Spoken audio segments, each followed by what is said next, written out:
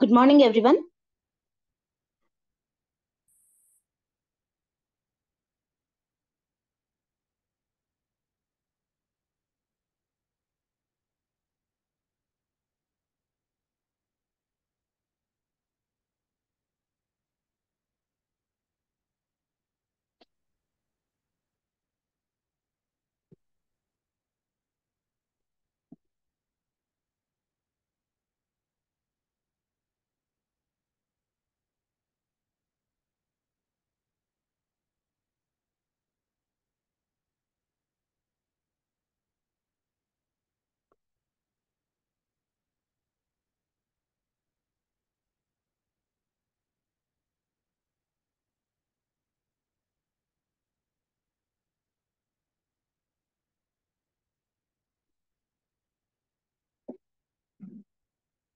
Voice audible గా ఉందా నాది? Yes, ma'am. ఓకే. స్క్రీన్ కనపడుతుందా? Yes, ma'am. ఓకే.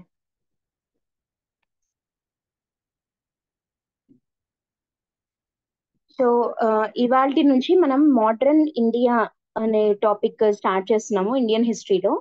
ఐడియా ఉందా మోడర్న్ ఇండియా గురించి అసలు ఏమేమి ఉంటుంది ఏంటి అని చెప్పి? మోడర్న్ ఇండియాలో ఏమేమి ఉంటుంది? మోడర్న్ ఇండియా సిలబస్ ఐడియా ఉందా? Delhi sultanates, Mughal No, empire. Okay.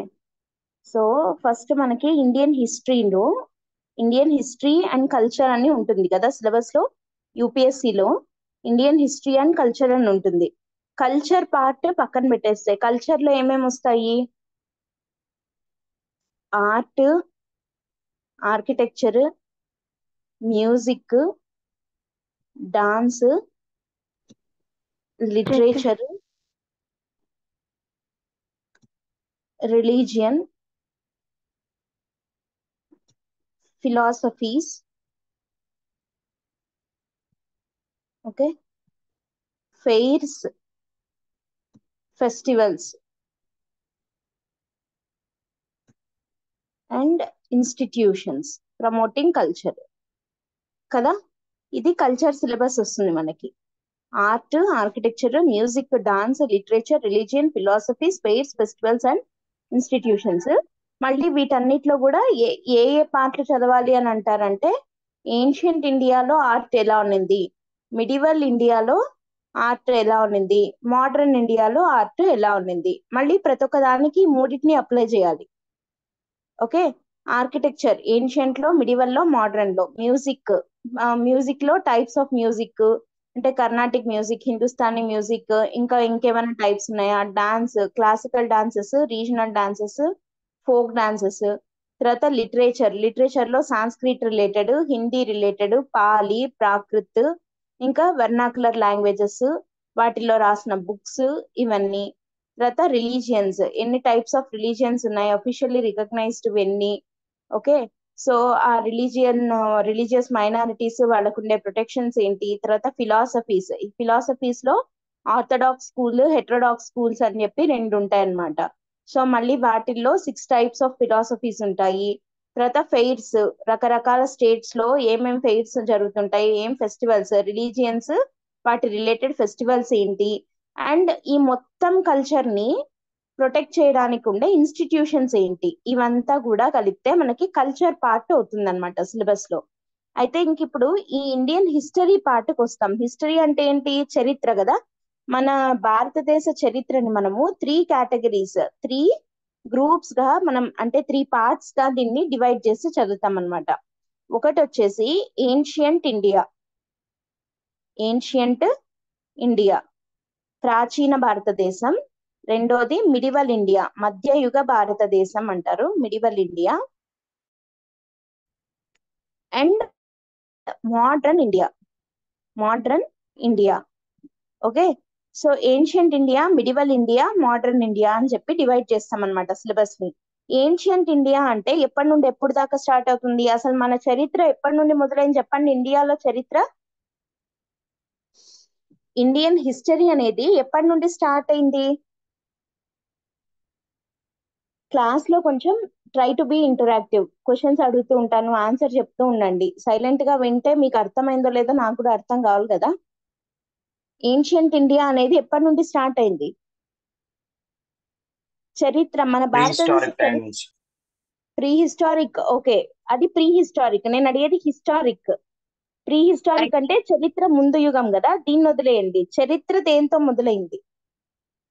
Pre historic అంటే ఏమేమి వస్తాయి మనకి? సరే ప్రీ హిస్టారికే తీసుకుంటాం. దీంట్లో మళ్ళీ మూడు ఏజెస్ ఉన్నాయి కదా, paleolithic age, mesolithic age, mesolithic, neolithic. Neolithic age, and last లో దీంట్లోనే భాగంగా మెగాలిథిక్ ఏజ్ అని కూడా ఒకటి చాల్కోలిథిక్. వస్తుంది. చాల్కోలిథిక్ అన్నా, మెగాలిథిక్ అన్నా, నియోలిథిక్ అన్నా ఆల్మోస్ట్ సేమ్, ఇవంతా ఒకటే టైం పీరియడ్. సో పాలియోలిథిక్ అంటే ఓల్డ్ స్టోన్ ఏజ్, మెసోలిథిక్ అంటే మిడిల్ స్టోన్, నియోలిథిక్ అంటే న్యూ స్టోన్ ఏజ్ అని అంటాము. సరే, అది ప్రీ హిస్టారిక్, దాన్ని వదిలేయండి. హిస్టరీ దేంతో మొదలైంది?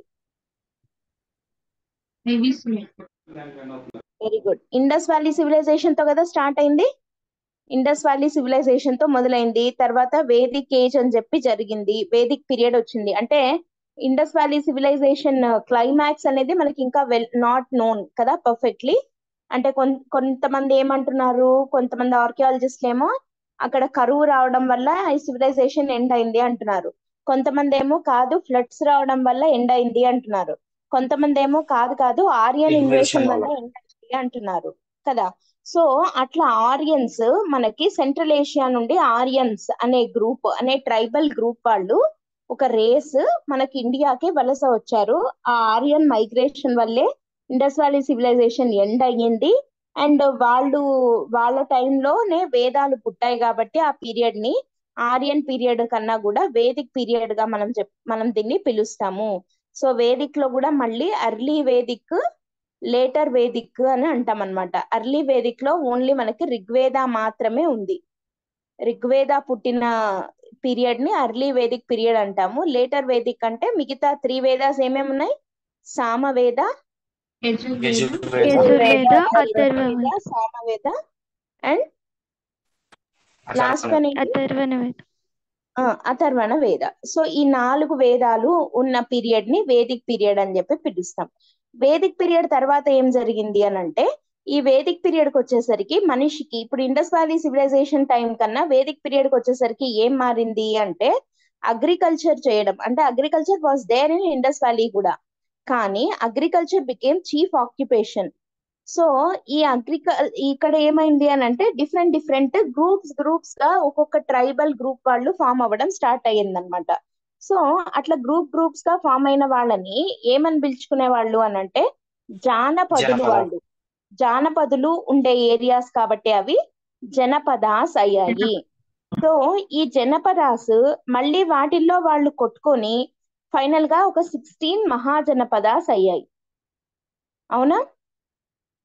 16 మహాజనపదాస్ అయ్యాయి. వాళ్ళలో వాళ్ళకి గొడవలు జరిగి ఫైనల్ గా పెద్దవిగా మిగిలిండేది ఎన్ని? అగ్లోమరేషన్ ఆఫ్ జనపదాస్, అంటే గ్రూపింగ్ ఆఫ్ జనపదాస్ జరిగి ఒక 16 మహాజనపదాలు ఫామ్ అయ్యాయి అన్నమాట. ఆ తర్వాత ఈ 16 మహాజనపదాస్ ఏమయ్యాయి? ఈ 16 మహాజనపదాస్ లో మేజర్ మహాజనపద అయిన మౌర్యన్ కింగ్డమ్ గురించి మనం చూస్తాము. ఆ మౌర్యన్ కింగ్డమ్ ని Magadha was the biggest Mahajanapada of all the 16.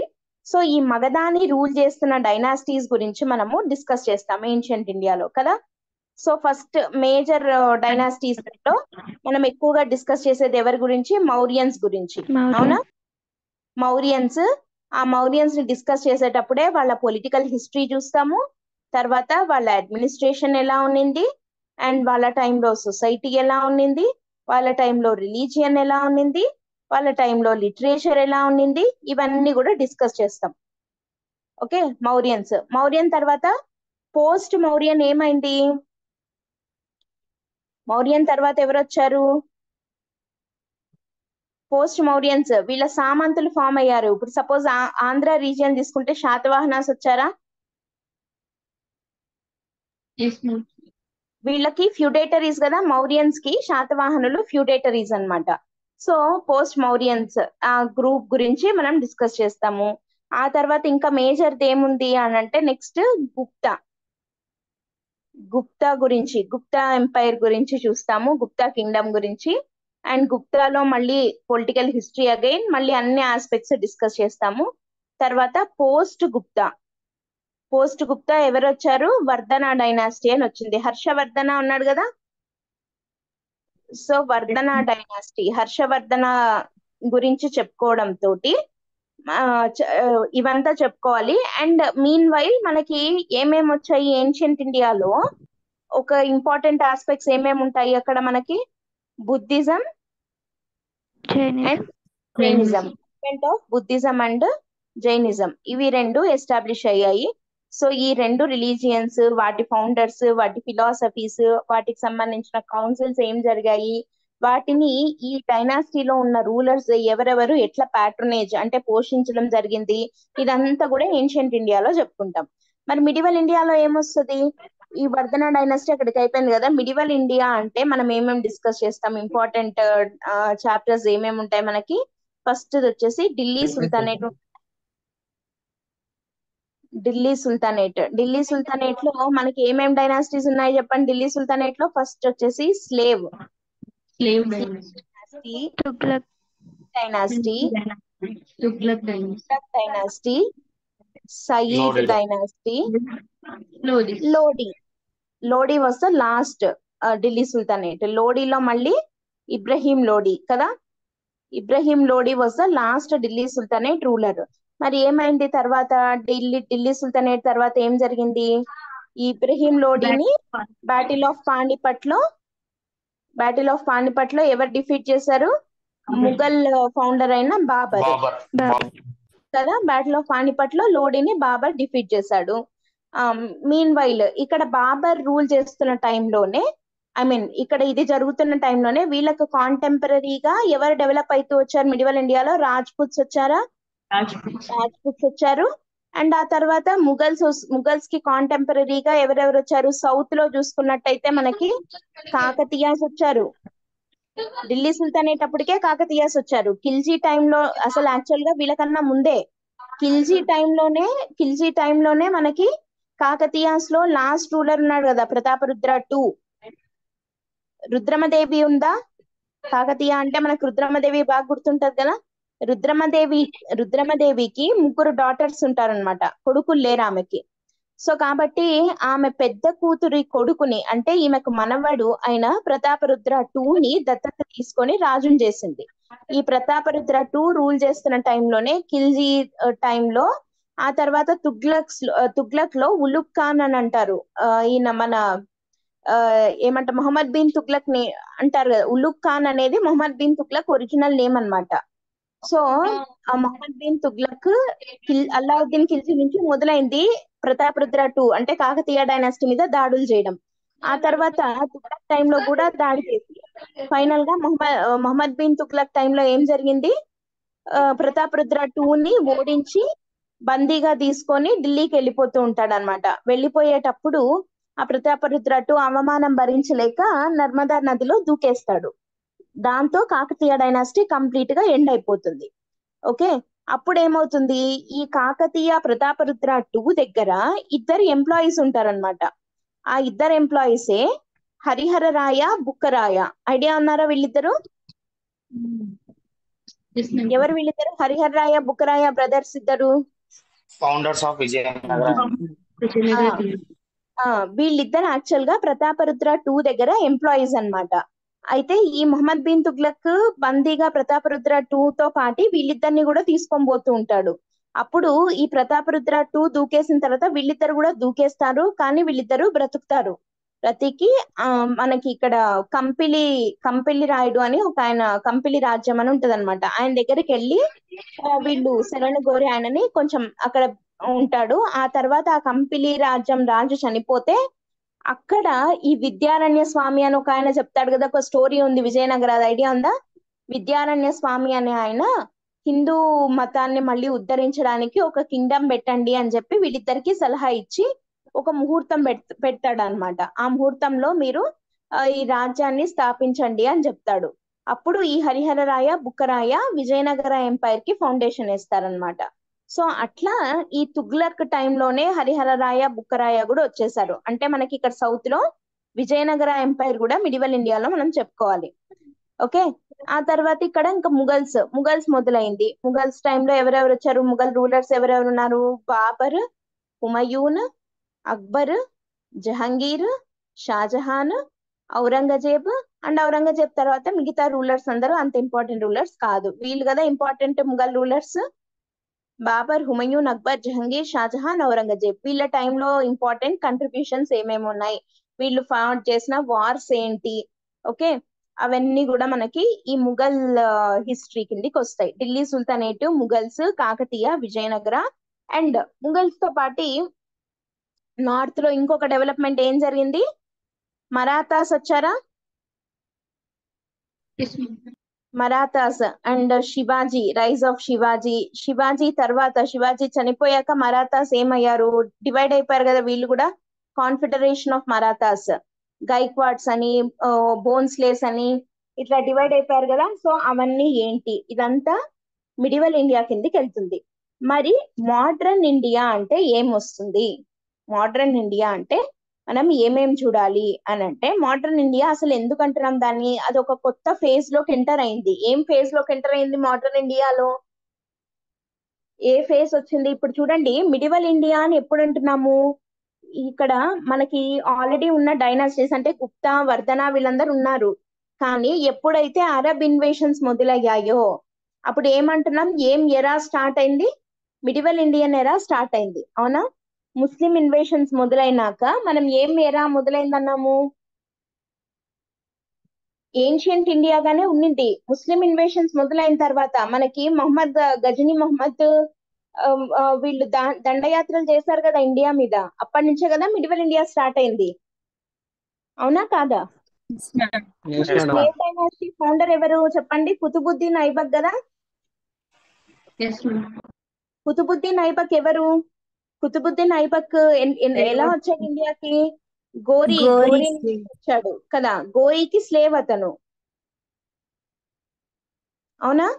First Ghazni Mohammed వచ్చాడా దాడికి, ఇండియా మీదకి దాడి చేయడానికి గజనీ మహమ్మద్ వచ్చాడు. కానీ గజనీ మహమ్మద్ కి ఇండియాలో రిలీజియస్ అంబిషన్ ఉంది తప్ప పొలిటికల్ అంబిషన్ లేదు. అంటే అతను కేవలము హిందుత్వాన్ని చెడగొట్టాలి, హిందూ దేవాలయాలన్నింటినీ పడగొట్టాలి, అండ్ హిందూ దేవాలయాల్లో ఉన్న సంపదలని దోచుకెళ్ళాలి అన్న ఉద్దేశంతో మాత్రమే గజనీ మహమ్మద్ వచ్చాడు.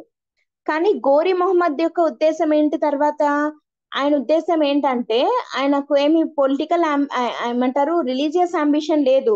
ఏదో ఇస్లాం ని స్ప్రెడ్ చేయాలనో లేకపోతే హిందూ టెంపుల్స్ ని కొల్లగొట్టాలనో రాలేదు. అతనికి ఉన్నది పొలిటికల్ అంబిషన్. అంటే ఇండియాలో తన సామ్రాజ్యాన్ని ఎస్టాబ్లిష్ చేయాలి అన్న ఉద్దేశంతో గోరీ వచ్చి గెలుచుకొని అతనికి స్లేవ్ గా ఉండే కుతుబుద్దీన్ ఐబక్ ని పెట్టెళ్ళాడు. కాబట్టే మొదలైండేదే స్లేవ్ డైనాసిటీ కదా. సో ఇట్లా ముస్లిం ఇన్వేషన్ జరగడం వల్ల మిడివల్ ఇండియా మొదలైతే, మరి ఏ ఇన్వేషన్ జరిగితే మోడర్న్ ఇండియా మొదలైంది? Invasion in the sense British. కాదు, ఎవరు రాకతో. Portuguese. పోర్చుగీస్, బ్రిటిష్ అనే కన్నా ఏమనొచ్చు మనము? European European. European invasion. Advent of Europeans to India. So యూరోపియన్ల రాకతో ఇండియాలో ఏం ఎరా మొదలైంది? మోడర్న్ ఇండియన్ ఎరా స్టార్ట్ అయింది. క్లియరా? సో ఇప్పుడు మనకు మోడర్న్ ఇండియా సిలబస్ ఏంటి అనేది చూద్దాం. First chapter advent of Europeans to India. అంటే ముందు ఎవరు వచ్చారు మనకి? పోర్చుగీస్ వచ్చారు కదా. పోర్చుగీస్ ఇండియాలోకి రావడము. సో పోర్చుగీస్ ఇండియాలోకి రావడం అంటే ఫస్ట్ ఎవరు వచ్చారు పోర్చుగీస్ లో? ఎవరు కనిపెట్టారు సీ రూట్ ఇండియాకి? కదా, వాస్కోడగామా కాలికట్ కి వచ్చాడు కదా. కాలికట్ కి వాస్కోడగామా 1498 లో రావడం తోటి ఇండియాకి సీ రూట్ ని కనుక్కోవడం జరిగింది. సో ఆ తర్వాత ఇంకా అదే సీ రూట్ లో ఒక్కొక్క యూరోపియన్ నేషన్ వస్తూ వచ్చారనమాట. పోర్చుగీస్, ఆ తర్వాత డచ్, ఆ తర్వాత ఇంగ్లీష్, ఆ తర్వాత ఫ్రెంచ్, ఆ తర్వాత డేన్స్. సో వీళ్ళందరూ ఒక ఆర్డర్ లో వీళ్ళు రావడం జరిగింది. ఆ తర్వాత ఏంటి నెక్స్ట్ ఏంటి? వీళ్ళందరూ ఒక్కొక్కరుగా వచ్చారు. ఓకే, ఆ తర్వాత ఈ 5 యూరోపియన్ నేషన్స్ లోకి ఫైనల్ గా మిగిలిండేది సక్సెస్ఫుల్ గా ఎవరు? ఇంగ్లీష్. ఇక్కడ రీజన్స్ చూడాలన్నమాట మనం. Why English succeeded against the other European nations. ఎట్లా గెలవగలిగింది ఇంగ్లీష్ అంటే బ్రిటిష్ వాళ్ళు ఎలా వీళ్ళనందరినీ ఓడించి వాళ్ళొక్కరి సుప్రిమసీనే నిలబెట్టుకోగలిగారు అనేది ఒకటి చూడాలి. అండ్ ఆ తర్వాత అసలు వీళ్ళు వచ్చినప్పుడు ఇండియాలో పరిస్థితులు ఎలా ఉండినాయి. ఇండియాలో పరిస్థితులు ఎలా ఉండడం అంటే ఏంటి? అసలు ముఘల్స్ ఏమయ్యారు అప్పుడు? మరి ఇప్పుడు వీళ్ళు వచ్చారు అని అంటే మొత్తం వీళ్ళ కంట్రోల్లోకి ఎలా పోయింది? ముఘల్స్ ఉన్నారు కదా అప్పటికి, ఉన్నారా లేదా? ఔరంగజేబ్ తర్వాత ముఘల్ రూలర్స్ ఉన్నారు కదా. సో ఆ ముఘల్స్ ఎందుకు పోగొట్టుకున్నారు? వీళ్ళకున్న ఎక్స్టర్నల్ ఛాలెంజెస్ ఏమున్నాయి, ఇంటర్నల్ ఛాలెంజెస్ అంటే వాళ్ళకి లోపల ఉన్న గొడవలు ఏంటి, బయట నుంచి ఉన్న థ్రెట్స్ ఏంటి, దేని వల్ల వాళ్ళు వాళ్ళ సుప్రిమసీని కోల్పోయారు బ్రిటిష్ కి. Okay, causes for the decline of Mughal empire. ఇది direct question in the mains. Causes for the decline of Mughal empire. Okay, and ఆ తర్వాత సోషియో ఎకనామిక్ కండిషన్స్ ఎలా ఉన్నాయి, ఎందుకు వీళ్ళు సర్వైవ్ అవ్వగలిగారు అనమాట. ఆ తర్వాత ఏంటి, ఇప్పుడు ఇంగ్లీష్ ఈ అన్ని పవర్స్ మీద గెలిచింది కదా, ఇది ఒక్కటే సుప్రిమసీని తెచ్చుకోగలిగింది. ఆ తర్వాత ఈ బ్రిటిష్ వాళ్ళు how they expanded and consolidated the British power in India. అంటే expansion and consolidation of British power in India అంటే ఒక్కొక్కరితో ట్రీటీలు చేసుకోవడము, కొన్ని ఏరియాస్ ని ఆక్యుపై చేసుకోవడము, అట్లా ఎక్స్పాండ్ అయితూ పోయారు కదా. కొన్నిటితో మొదలైన వీళ్ళు ఆంగ్లో మరాఠా వార్స్ అని, ఆంగ్లో మైసూర్ వార్స్ అని ఇట్లా పెంచుకుంటూ పోయారా. Battle of Plassey, battle of Buxar, ఇట్లా ఒక్కొక్క దాంతో మొత్తం పోగొట్టుకొని ఫైనల్ గా ఎట్లా ఎక్స్పాండ్ అయ్యింది బ్రిటిష్ ఎంపైర్ అనేది. ఓకే, సో అది నెక్స్ట్ చాప్టర్ అవుతుంది, అడ్వెంట్ ఆఫ్ యూరోపియన్స్. ఇక్కడ రెండోది వచ్చేసి reasons for the decline of Mughals. తర్వాత మూడోది వచ్చేసి expansion and consolidation of British empire in India. ఇది third chapter, expansion and consolidation of British empire in India. ఇది third one. And fourth one ఎట్లా expand అయ్యారు అనే దగ్గరే మనం ఇందాక చెప్పుకున్నట్టు ఆంగ్లో మైసూర్ వార్స్ వస్తాయి, తర్వాత ఆంగ్లో మరాఠా వార్స్ వస్తాయి, and battle of Plassey, battle of boxer, ఇవన్నీ వస్తాయి. ఓకే, ఆ తర్వాత ఇప్పుడు వీళ్ళు ఇట్లా కన్సాలిడేట్ చేసుకుంటూ ఎక్స్పాండ్ చేసుకుంటూ వెళ్తూ ఉంటే how people reacted to it అంటే ప్రీ 1857 రివోల్ట్స్. మనకి అతిపెద్ద తిరుగుబాటు ఫస్ట్ బ్రిటిష్ అగైన్స్ గా జరిగిండేది ఏది? 1857 రివోల్ట్ కదా. కానీ దానికన్నా ముందుగానే సిపాయిల తిరుగుబాటు అంటాం కదా, సిపాయి మ్యూటినీ. కానీ దీనికన్నా ముందుగానే కొన్ని తిరుగుబాట్లు జరిగాయి. Okay, 1857 revolt was the major uprising. కానీ దానికన్నా ముందు జరిగిన తిరుగుబాట్లు ఏవి అనేది ఒక టాపిక్ గా చెప్పుకోవాలన్నమాట. ఎందుకంటే కొన్ని లిస్ట్ ఇచ్చేసి మనకి ప్రిలిమ్స్ లో ఎట్లా అడుగుతారా అంటే వాటిల్లో 1857 కన్నా ముందు జరిగిన రివోల్ట్స్ ఏవి అని అడగచ్చు, లేదా రివోల్ట్స్ వాటి లీడర్స్ అడగచ్చు, లేదా రివోల్ట్స్ వాటి రీజన్స్ అడగచ్చు. ఓకే, రివోల్ట్స్ అవి ఏ ఏరియాలో జరిగాయి అని అడగచ్చు. కాబట్టి pre 1857 revolts is also a major important topic అన్నమాట. అండ్ తర్వాత 1857 రివోల్ట్, అసలు సిపాయిల తిరుగుబాటు అనేది ఎందుకు జరిగింది, దీనికి గల కారణాలు ఏంటి అంటే దీనికి రకరకాల రీజన్స్ ఉన్నాయన్నమాట. ఇది మేజర్ టాపిక్, మళ్ళీ మనకి మెయిన్స్ లో కూడా క్వశ్చన్ రాదక్క టాపిక్. కాజెస్ ఆఫ్ 1857 రివోల్ట్ అని దాదాపు 4-5 టైమ్స్ మెయిన్స్ లో క్వశ్చన్ వచ్చింది. ఎకనామిక్ కాజెస్ ఉన్నాయి, దీనికి కొన్ని పొలిటికల్ కాజెస్ ఉన్నాయి, కొన్నేమో అడ్మినిస్ట్రేటివ్ కాజెస్ ఉన్నాయి, కొన్నేమో సోషియో రిలీజియస్ కాజెస్ ఉన్నాయి, అండ్ కొన్ని వచ్చేసి అవుట్ సైడ్ ఈవెంట్స్ యొక్క ఇన్ఫ్లుయెన్స్ ఉంది.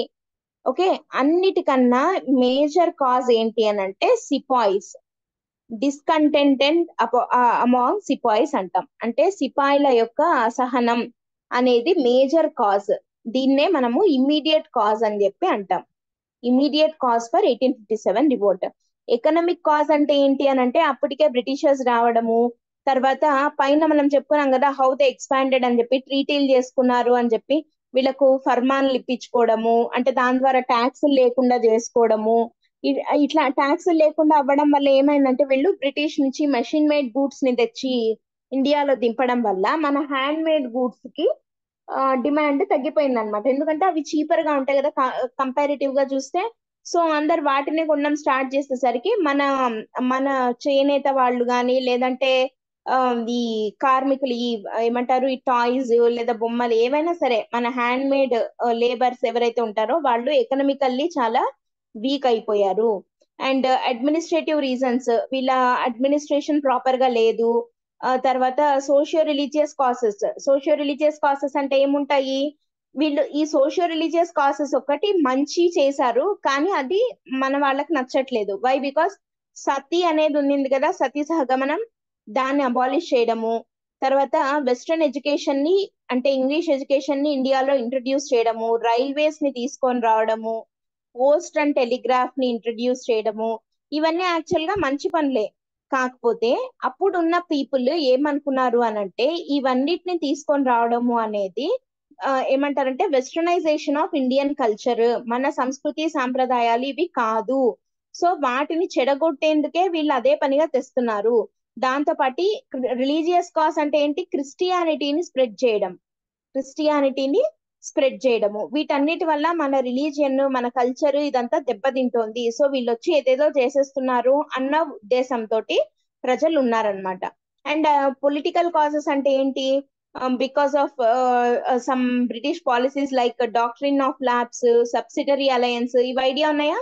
ఇవన్నీ వస్తాయిలేండి. డాక్ట్రిన్ ఆఫ్ ల్యాబ్స్ అంటే ఏంటి, ఒక రాజు ఉన్నాడు, అతనికి వారసులు లేకపోతే అంటే అతనికి పిల్లలు లేకపోతే ఎవరినైనా దత్తత తెచ్చుకుంటే ఆ దత్తత చెల్లదు. అర్థమైందా? అంటే ఆ రాజ్యం బ్రిటిష్ వాళ్ళకి ఇచ్చేయాలి. That is called doctrine of labs. ఎవరు తెచ్చారు దీన్ని? ఐడియా ఉందా? డాక్ట్రిన్ ఆఫ్ ల్యాబ్స్ అనే సిద్ధాంతం ఎవరిదో? లార్డ్ డల్హౌసీనా? సబ్సిడరీ అలయన్స్ అనేది లార్డ్ వెల్లెస్లీ తెస్తాడు. వెల్లెస్లీ అనే అతను సబ్సిడరీ అలయన్స్ తెచ్చాడు అనమాట. అంటే తెలుగులో ఏమంటారంటే దీన్ని సైన్య సహకార పద్ధతి అని అంటారు. సైన్య సహకార పద్ధతి అంటే ఇప్పుడు మన ఇండియన్ రాజులు ఒక రాజు ఇంకో రాజు కొట్టుకుంటుంటే ఇప్పుడు ఇక్కడున్న ఒక కింగ్ 1 కింగ్ 2 కొట్టుకుంటుంటే కింగ్ 1 వెళ్ళి బ్రిటిష్ హెల్ప్ అడిగాడు, నువ్వు మాకు సపోర్ట్ చెయ్యి ఈ కింగ్ 2 తో కొట్లాడడంలో వార్ లో అని అడుగుతాడు.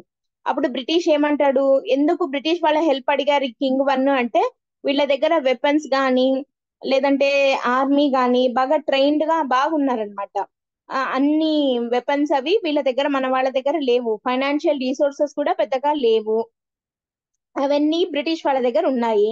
సో ఇతను వెళ్ళి కింగ్ 1 వెళ్ళి బ్రిటిష్ హెల్ప్ అడిగితే ఈ బ్రిటిష్ వాళ్ళు ఊరికే ఎందుకు చేస్తారు, హెల్ప్ చేయరు కదా, రిటర్న్ లో నాకు నువ్వు ఇంత అమౌంట్ పే చేయాలి అని అడుగుతాడు బ్రిటిష్.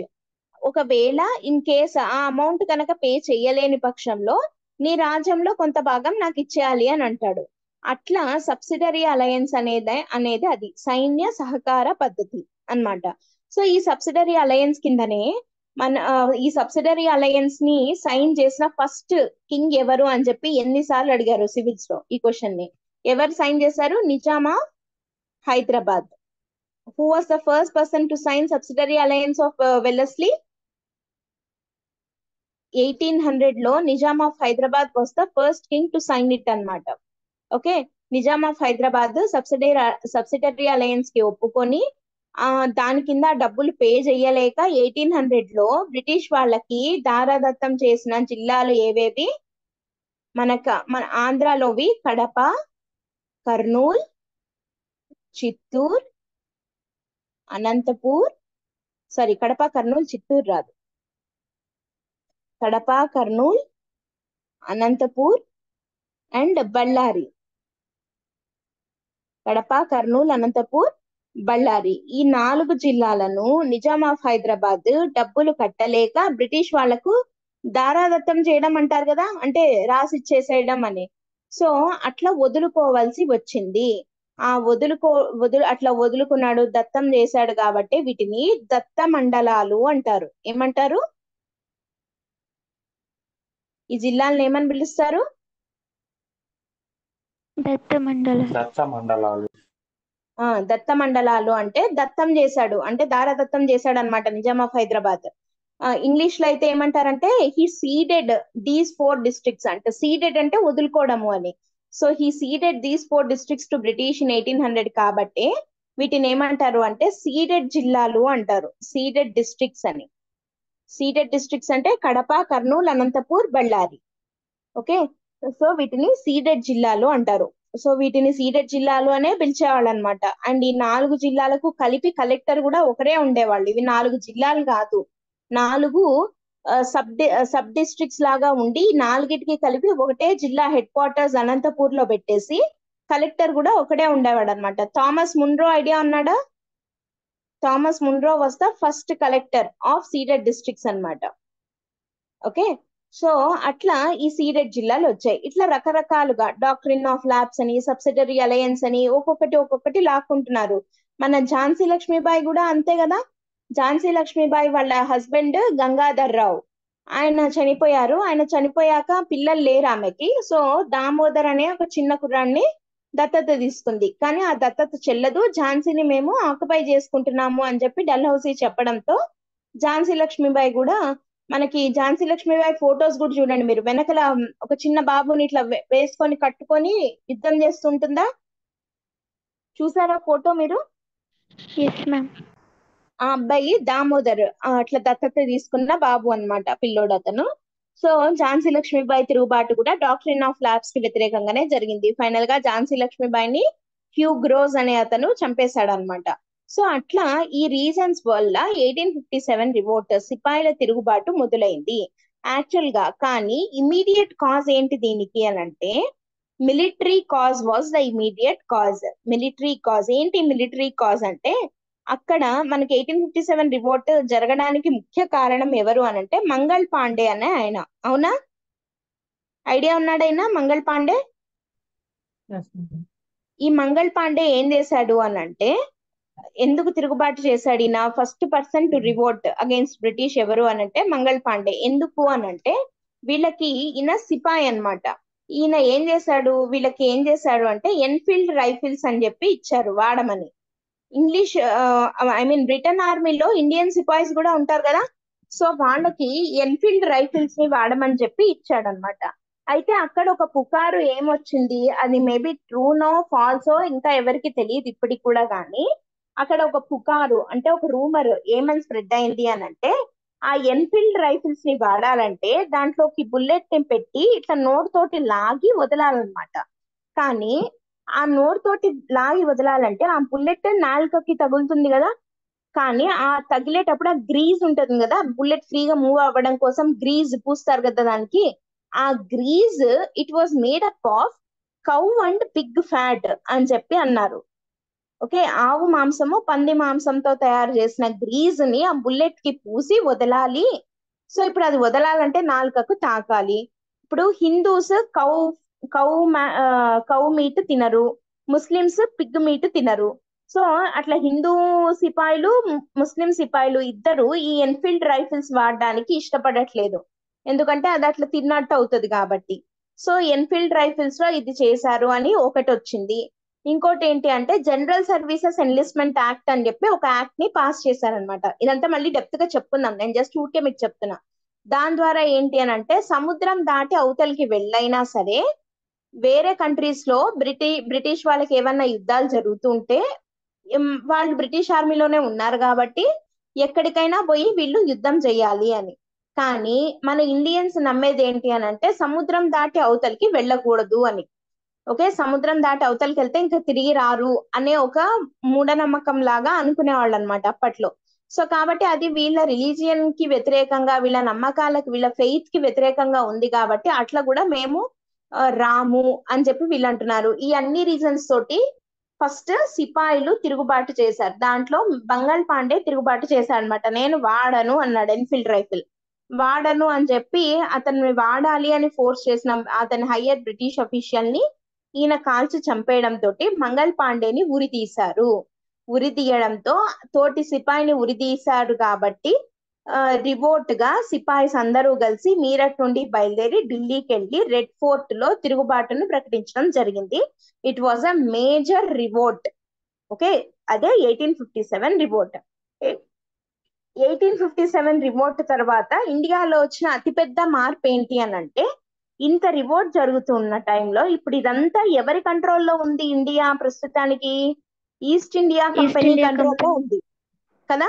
అయితే ఏం జరిగింది, ఇంత రివోల్ట్ జరుగుతుంటే ఈ కంపెనీ సరిగ్గా కంట్రోల్ చేయలేకపోయింది అని చెప్పి ఈస్ట్ ఇండియా కంపెనీని రద్దు చేసి గవర్నమెంట్ ఆఫ్ ఇండియా యాక్ట్ 1858 అనేది తీసుకొని వచ్చి, దాని ప్రకారము ఈస్ట్ ఇండియా కంపెనీని రద్దు చేసి the power was transferred to British crown.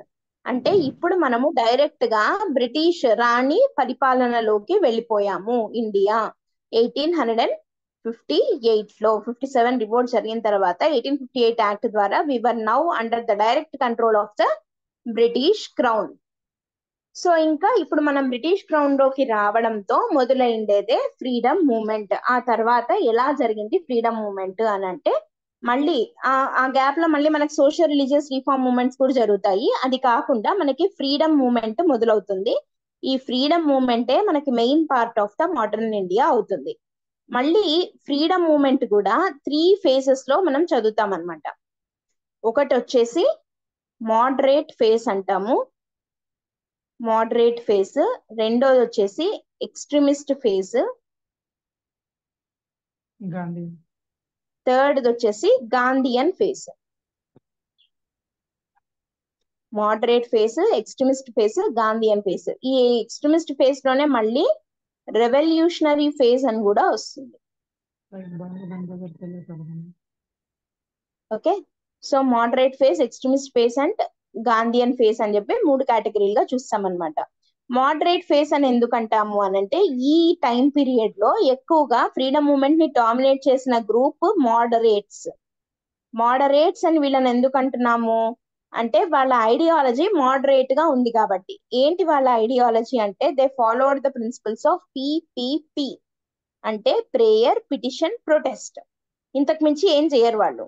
అంటే ముందు ప్రేయర్, బ్రిటిష్ వాళ్ళని అడుక్కుంటారు. ఆ తర్వాత పిటిషన్ పెట్టుకుంటారు.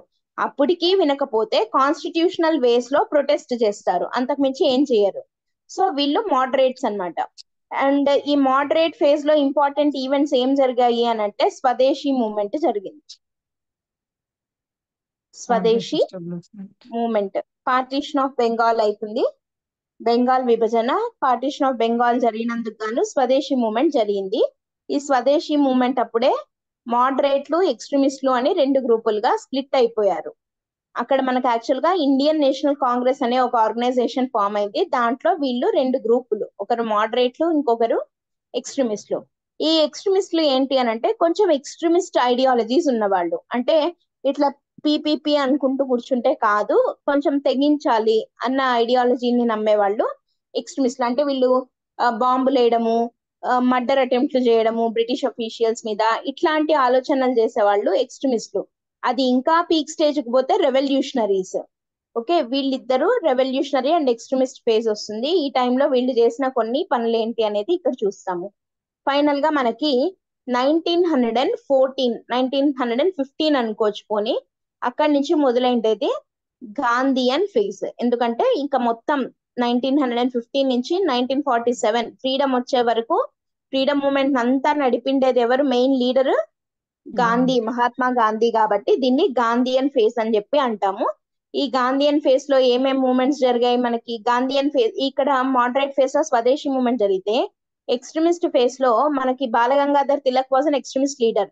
కాబట్టి home rule movement extremist phase అనే చెప్పొచ్చు మనం.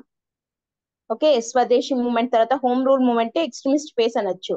అండ్ గాంధీయన్ ఫేజ్ వచ్చేసరికి ఏమేమి స్టార్ట్ అయ్యాయి అని అంటే, non cooperation and Khilafat movement అనేది ఒకటి. ఓకే, ఆ తర్వాత ఏం జరిగిందంటే సివిల్ డిసోబీడియన్స్ మూవ్మెంట్, లేదా దీన్ని ఏమంటాము సాల్ట్ సత్యాగ్రహ అని అంటాం కదా. అండ్ రౌలత్ సత్యాగ్రహ కూడా జరిగింది. Rowlatt satyagraha, non cooperation and Khilafat, civil disobedience or salt satyagraha. And తర్వాత మేజర్ దేంటి క్విట్ ఇండియా మూవ్మెంట్. ఇట్లా ఇంపార్టెంట్ మూవ్మెంట్స్, వాటిల్లో ఏమేం జరిగాయి అండ్ ఆ గ్యాప్ లో మధ్యలో ఏమేం జరిగింది, ఎవరెవరు లీడర్లు ఉన్నారు, వీటిని అన్నిటినీ ఇండియన్ నేషనల్ కాంగ్రెస్ ఎలా చేస్తూ వెళ్ళింది. ఆ మధ్యలో ఇంకా క్విట్ ఇండియా మూవ్మెంట్ ఇదంతా అవుతున్న టైంలో మనకు మళ్ళీ ఇక్కడ వచ్చేసి ఎక్స్ట్రీమిస్ట్ ఫేస్ కన్నా ముందే ఇక్కడ వరల్డ్ వార్ 1 వస్తుంది. 1914 వరల్డ్ వార్ 1 జరుగుతుంది. సో 1914 వరల్డ్ వార్ 1 దానికి రెస్పాన్స్ ఎలా ఉండింది. ఆ తర్వాత ఇక్కడ సాల్ సత్యాగ్రహ ఇదంతా అయినాక క్విట్ ఇండియా మూవ్మెంట్ కి ముందర మనకి వరల్డ్ వార్ 2 వస్తుంది 1942 ఆ టైంలో కదా. 1940s వరల్డ్ వార్ 2 మొదలైంది. సో వరల్డ్ వార్ 2 మొదలైనప్పుడు ఏం జరిగింది అని అంటే బ్రిటిష్ వాళ్ళు మన ఇండియన్స్ ని అడగను కూడా అడగకుండా ఇండియా వాళ్ళు బ్రిటిష్ వైపే ఉంటారు వరల్డ్ వార్ 2 అని చెప్పి డిక్లేర్ చేశారనమాట. దాంతో ఇండియన్ నేషనల్ కాంగ్రెస్ ఎదురు తిరిగింది. మేము చెప్పామా నీకు సపోర్ట్ చేస్తానని చెప్పి మేము నీకు చెయ్యము అని అన్నారు. సో అప్పుడు ఇంకా దాని వల్లే మనకు వాళ్లకు మధ్య పవర్ ట్రాన్స్ఫర్ కోసం నెగోషియేషన్స్ మొదలయ్యాయి అనమాట. అంటే సరే నేను నీకు ఇది ఇస్తాను, మాకు వరల్డ్ వార్ 2 సపోర్ట్ చెయ్యి. అట్లా ఆగస్ట్ ఆఫర్ అని, తర్వాత క్రిప్స్ మిషన్ అని చెప్పి, ఆ తర్వాత క్యాబినెట్ మిషన్ ప్లాన్ అని, ఇట్లా రకరకాలుగా నెగోషియేషన్స్ మొదలయ్యి ఫైనల్ గా సరేపో అసలు మాకు వద్దు మీ ఇండియా మీరే పెట్టుకోండి అని చెప్పేసి వాళ్ళు ఫైనల్ గా వెళ్ళిపోయారు with Mountbatten plan. Mountbatten అనే ఆయన లాస్ట్ గవర్నర్ జనరల్ లేదా last viceroy of India అని అంటాం కదా, మౌంట్ బ్యాటన్ అన్నమాట. సో మౌంట్ బ్యాటన్ ప్లాన్ దీన్నే ఏమంటారంటే ఇండియన్ ఇండిపెండెన్స్ యాక్ట్ 1947 గా పాస్ అయింది ఇది. సో దీంతో రెండు డొమినియన్స్ వచ్చాయి. ఒకటి వచ్చేసి ఇండియా, ఇంకోటి వచ్చేసి పాకిస్తాన్ వాస్ ఫార్మ్డ్. ఇక్కడ మళ్ళీ మనకి ఫ్రీడమ్ మూవ్మెంట్ లో భాగంగానే అసలు దాన్ని ఏమంటారంటే 2 నేషన్ థియరీ అంటారనమాట. అంటే అసలు పాకిస్తాన్ కావాలి అన్న డిమాండ్ ఎలా మొదలైంది, ఎవరి ఆలోచన వల్ల స్టార్ట్ అయింది, ఎలా అంత పెరుగుతూ వాళ్ళు ముస్లిమ్స్ అట్లా డివైడ్ అయిపోతూ పాకిస్తాన్ కావాలి అన్నంత రేంజ్ కి ఎందుకు పోవాల్సి వచ్చింది వాళ్ళు, అదంతా 2 నేషన్ థియరీ అనే దాని కింద ఒక డెప్త్ గా చదువుతాము. సో అట్లా ఇండియా పాకిస్తాన్ రెండుగా విడిపోయి finally India got freedom on 15th August 1947. ఈ గ్యాప్ లో మళ్ళీ మనం ఏమేం చూడాలి అంటే ఇంపార్టెంట్ లీడర్స్ ఎవరు, ఓకే, తర్వాత ఇంపార్టెంట్ న్యూస్ పేపర్స్, ఆ తర్వాత న్యూస్ పేపర్స్ అండ్ జర్నల్స్, తర్వాత ఐఎన్సి పెట్టారు అన్నాం కదా ఇండియన్ నేషనల్ కాంగ్రెస్. ఈ ఐఎన్సి ఏంటి అంటే ఎవ్రీ ఇయర్ డిసెంబర్ లో మీట్ అవుతుంది అనమాట. ఎవ్రీ ఇయర్ డిసెంబర్ లో లాస్ట్ 3 days అంటే 29, 30, 31 దాన్ని 3-day తమాషా అని చెప్పి అంటారు. సో ఆ ఐఎన్సి సెషన్స్ ఒక్కొక్క ఇయర్ ఒక్కొక్క చోట జరుగుతుంది. సో ఈ ఐఎన్సి సెషన్స్ ప్లేస్ ఎక్కడ, దాని లీడర్ ఎవరు, అక్కడ తీసుకున్న డెసిషన్స్ ఏంటి, వీటి మీద క్వశ్చన్స్ వస్తాయి. ఇంపార్టెంట్ లీడర్స్ వాళ్ళ కంట్రిబ్యూషన్స్ మీద, important news papers and journals మీద. అండ్ ఇవన్నీ కాక ఇంకేం అడుగుతారు అనంటే బ్రిటిష్ ఇండియా రూల్ చేస్తున్న టైంలో జరిగిన సివిల్ రెబిలియన్స్ ఏమున్నాయి, ప్రజల తిరుగుబాట్లు ఏమేం జరిగాయి, ట్రైబల్ అప్రైజింగ్స్ ఏమేమి ఉన్నాయి, ట్రైబల్స్ ఎవరెవరు తిరుగుబాటు చేశారు, తర్వాత పెజెంట్ మూమెంట్స్ రైతుల తిరుగుబాట్లు ఏమేం జరిగాయి, ఇవన్నీ అడుగుతారు. And important governor generals and viceroys governor generals ఎవరెవరు ఉన్నారు, వాళ్ళు తీసుకోని వాళ్ళ కంట్రిబ్యూషన్స్ ఏమేమి ఉన్నాయి. ఓకే, ఇవి మనకి మోడర్న్ ఇండియన్ హిస్టరీలో సిలబస్ దాంట్లో అడిగే క్వశ్చన్స్. వీటి మీద ఎక్కువగా క్వశ్చన్స్ వస్తూ ఉంటాయి అనమాట. వెరీ ఇంపార్టెంట్ టాపిక్, ఎందుకంటే మోడర్న్ ఇండియా మనకి ఎంత వెయిటేజ్ ఉంటుంది, ప్రిలిమ్స్ లో ఉంటుంది యాజ్ వెల్ యాజ్ మెయిన్స్ లో కూడా ఉంటుంది కదా. సో కాబట్టి ఇది సిలబస్ మోడర్న్ ఇండియాది. జస్ట్ మీకు ఒక రఫ్ ఇంట్రడక్షన్ ఇవ్వడం జరిగింది. ఇంకా మనము రేపటి నుండి క్లాస్ డిస్కస్ చేద్దాం. ఓకే,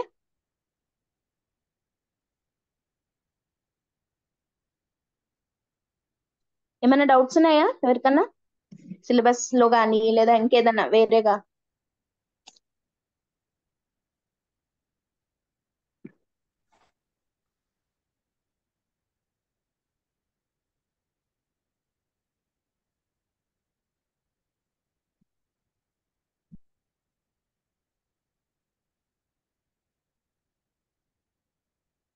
ఏం లేవా?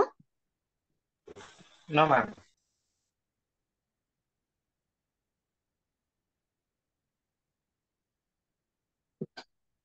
లేదు హరీష్, పీడిఎఫ్ ఇచ్చేస్తాను.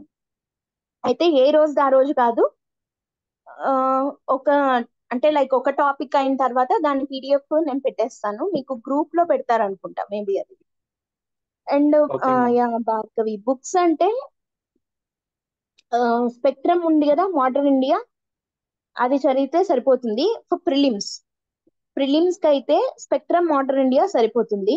మెయిన్స్ పాయింట్ ఆఫ్ వ్యూలో కావాలి, నోట్స్ చేసుకోవాలి అని అనుకున్నట్టయితే what I suggest is, mains కి మీకు బాగా టైం ఉంది అంటే, నాకు 2025 అటెంప్ట్ లేదా 26 అటెంప్ట్ నేను లాంగ్ టర్మ్ లో చదువుతున్నాను అని అంటే, యూ కెన్ గో త్రూ ఒక బుక్, మంచి బుక్ ఉంది, ఫ్రమ్ ప్లాసీ టు పార్టీషియన్ అని ఉంటుంది.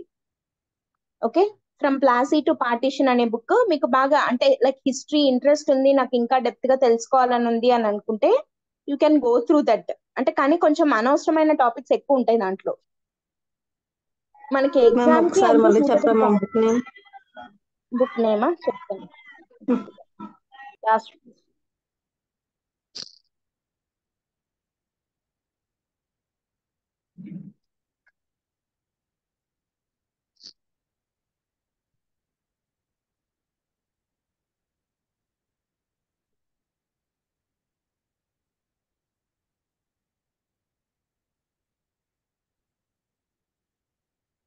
One second, sorry, one second.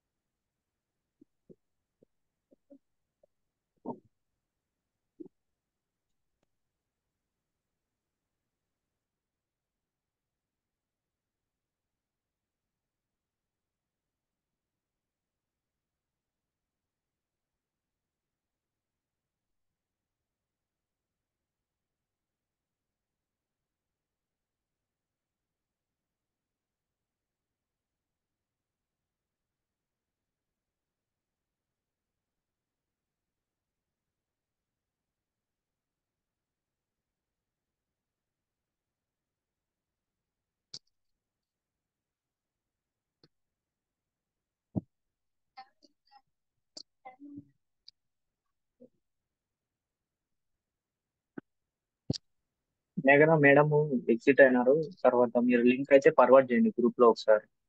Madam rejoin అవుతారు. పోస్ట్ మీకు వచ్చింది.